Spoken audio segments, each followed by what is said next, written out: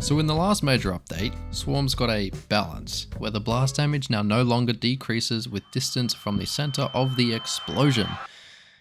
Pretty much the blast damage is increased. So in this video I'm going to be using Swarms in clan confrontation because you can actually see the weapon's effectiveness instead of just 8v8 on a small map where chaos breaks loose, where you could literally be AFK and still win half your matches. So Pobs taught me you could do nothing and still be a winner, but my 6th grade teacher taught me that rocking in my chair could have me end up like this one kid they know who rocked too hard, fell over, and now lives in a wheelchair after severe spinal cord damage. Crazy thing to tell a 12-year-old. So the mission is simple. Kite the whole team while constantly doing thousands of damage from a safe distance. Try to get as many parts destroyed as you can so you can get those sweet 2000 CC points, and if there's time, ask people in the Crossout Discord general chat if anyone wants to ERP. So in the first match, I was still figuring out if I wanted the Swarms to be used on a car and mounted sideways, or on a hover mounted forward. And after some testing, I personally prefer them on hovers, because when they're mounted sideways, the rockets tend to hit a lot of obstacles on their way to the target. And with my high ping, they tend to never go where I aim, while on hovers, the quick acceleration and deceleration helps with kiting people, dodging people, and as they're forward mounted, their precision is increased, due to their arc being reduced from 4, maybe 5 billion meters both left and right, to only like 3 meters up on the y-axis. Now in this match you can see I'm struggling with landing some shots, but as long as your positioning and awareness is good, you'll be fine. So yeah, on Ashen Ring now, you can see the difference between Swarms on a car and Swarms on a hover. My overall accuracy is at least 2% higher,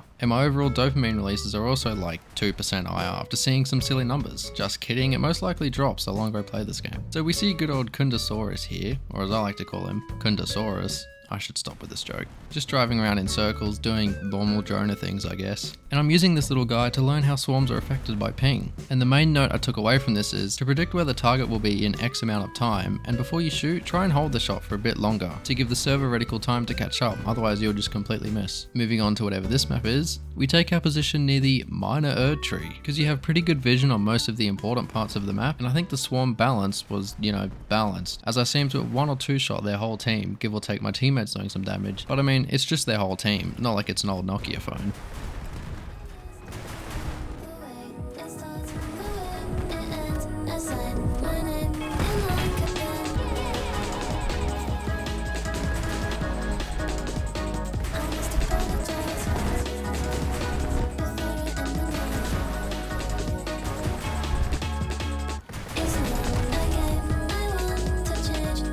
Next run on 𝘪𝘯𝘴𝘵, I tend to enjoy playing on this side of the map with pretty much any hover build. There's all these low walls, buildings, objects, little ramps, and this little melee guy who proceeds to eat my teammate alive, and we just watch on and do nothing. I guess this is how 𝘪𝑒𝑒𝑘o feels. So these bumps and ramps and stuff are great for creating distance from wheeled builds, and punishing them for any driving errors they make. But it doesn't matter what power position you play, if your teammates are this incapable, there isn't much you can do about it. Super Drive also had a hard on for me, so that doesn't help. Back on 𝘪𝘯𝑒𝑒𝑚 again, but this time with 𝘪𝑒𝑚702 on the team and with his high tier equipment. Oh, he's dead. Well, GG, go next. Just kidding, we made an awesome comeback.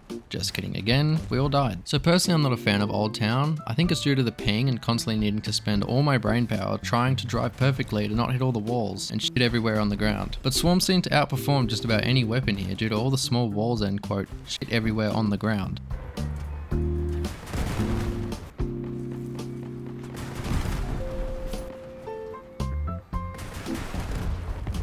And after the match, I got a message from 𝘪𝑚2859, or as he said, "You're fucking gross with those. Nice shooting." And I said, "Cheers." But deep down, I think he was fuming and started to write a 2,000-word essay on Reddit about how overpowered swarms are. And just as a new counter to the stale brick meadows arising, he wants them nerfed.